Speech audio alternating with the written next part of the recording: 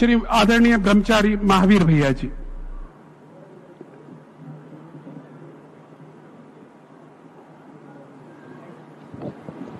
मेरे गुरुदेव को बारंबार नमोस्तु।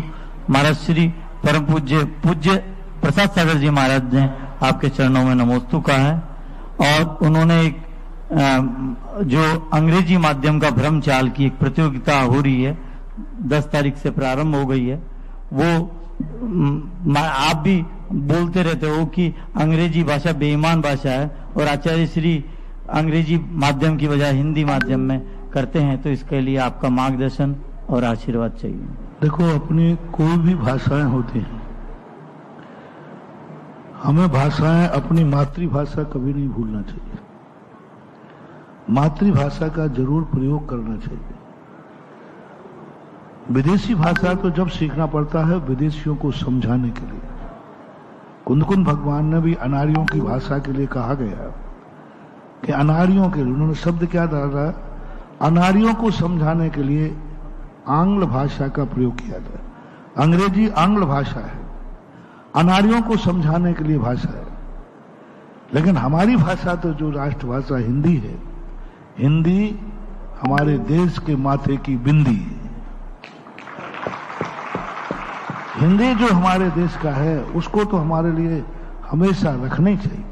इंग्लिश का विरोध नहीं है, क्योंकि आज का जो विश्वीकरण की नीति चल रही है उस नीति में हमें नारियों की भाषा सीखना पड़ेगी। लेकिन हमारे देश में हमारे देश का कोर्ट हिंदी में हो, हमारे देश की लिखा पढ़ी हिंदी में हो, सारे सरकारी कार्य हिंदी में हो, कोर्ट के फैसले हिंदी में हो, इसके लिए हिंदी का माध्यम लेना बहुत जरूरी है।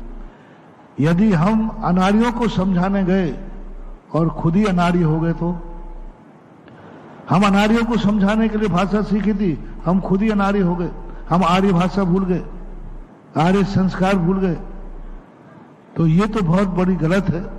इसलिए पूज्य गुरुदेव का भी भाव ये है कि हमें आर्यों की जो अपनी भाषा है, इस भाषा को मिटाओ मत, इस भाषा को सुरक्षित करो, क्योंकि ये जो हमारी भारतीय भाषा है, यह भाषा हमारे लिए बहुत संस्कृति है, संस्कारवान है, और यही भाषा जो है सिद्ध वर्ण समामना है।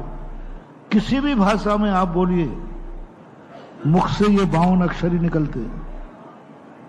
मुख नहीं बदल सकता, मुख इंग्लिश का नहीं हो सकता, मुख कन्नड़ का नहीं हो सकता, मुख मराठी नहीं हो सकती, मुख जर्मनी नहीं हो सकता, मुख चाइना नहीं हो सकता। मुख में से तो जब भी निकलेंगे 52 अक्षर ही निकलेंगे, यानी मूल अक्षर जो 52 अक्षरों से बनी हुई भाषा है वही वास्तविक भाषा है। 52 अक्षरों से, जिसमें 52 अक्षरों को स्थान दिया जाता है। कातंत्र रूपमाला, बहुत शब्द वो सिद्धो वर्ण समामना है। मैंने कहा ये सिद्धो वर्ण समामना है, का अर्थ क्या? सिद्ध है, स्वतः किसी ने बनाया नहीं है।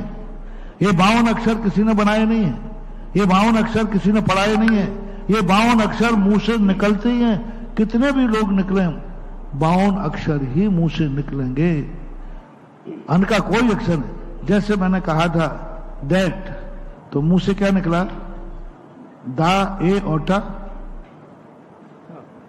टी। आप इंग्लिश कह रहे हो, मुंह से क्या निकला? टा और ई, टा और ई।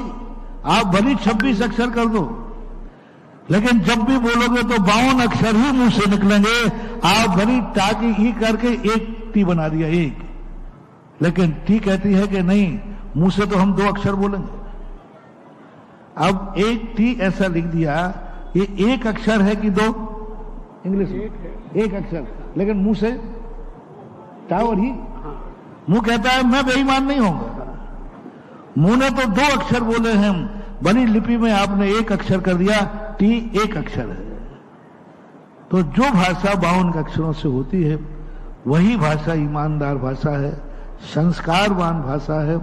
और इस भाषा के लिए अभी जो प्रतियोगिता की बात आई, ऑनलाइन प्रतियोगिता, हमारे महाराज प्रसाद सागर जी महाराज का संदेशा था, आया था मेरे पास, तो वो बहुत सारे कागज भी आए। वो प्रतियोगिता हो रही सारे भारत के लिए, अपने बच्चों के लिए, खास तौर से उनके लिए जो इंग्लिश मीडियम में पढ़ते हैं, खास तौर से उनके लिए जो CBSE कोर्स करते हैं, खास तौर से उनके लिए जो विदेशों में पढ़ते हैं, भारतीय NRI, इनको जरूर इस प्रतियोगिता में भाग लेना चाहिए, जिससे ये समझ सकें कि हमारी मूल माता कौन है और बाहर की भाषा कौन है, आर्यों की भाषा कौन है। तो जो आज आधुनिक पढ़ाई में जा रहे हैं, जो आधुनिक पढ़ाई से संस्कारवान हो रहे हैं, उनको जरूर हिंदी का तरफ मुड़ना चाहिए और हिंदी को पढ़ना चाहिए। ठीक है, वो इंग्लिश पढ़ रहे हैं, वो उनकी मर्जी है, लेकिन हिंदी को भूलना नहीं है, वो भूल ना जाए, इसलिए ये प्रतियोगिता रखी गई है। सभी लोग, सभी माता पिताओं को अपने बच्चों को, जितने कॉन्वेंट में पढ़ते हैं, विदेश में भी पढ़ते हैं, उन बच्चों को भी यहां से भेजो कि आप ऑनलाइन इस हिंदी वाली प्रतियोगिता में भाग लो, क्योंकि वहां हिंदी पढ़ाई नहीं जाएगी, वे हिंदी बोल के ही नहीं जानते। उनको भेजो, क्योंकि तुम ओरिजिनल भारत के हो। विदेश में तुम कितने ही वर्ष ले लेना, नागरिकता भी ले लेना, लेकिन कहलाओगे NRI, नागरिकता भी मिल जाएगी, नागरिकता मिल जाएगी, लेकिन कहलाओगे विदेशी। विदेशों में जाने वाले दूसरे देश के लोगों की ऐसी दशा है जैसे इन स्त्रियों की होती है, कन्याओं की।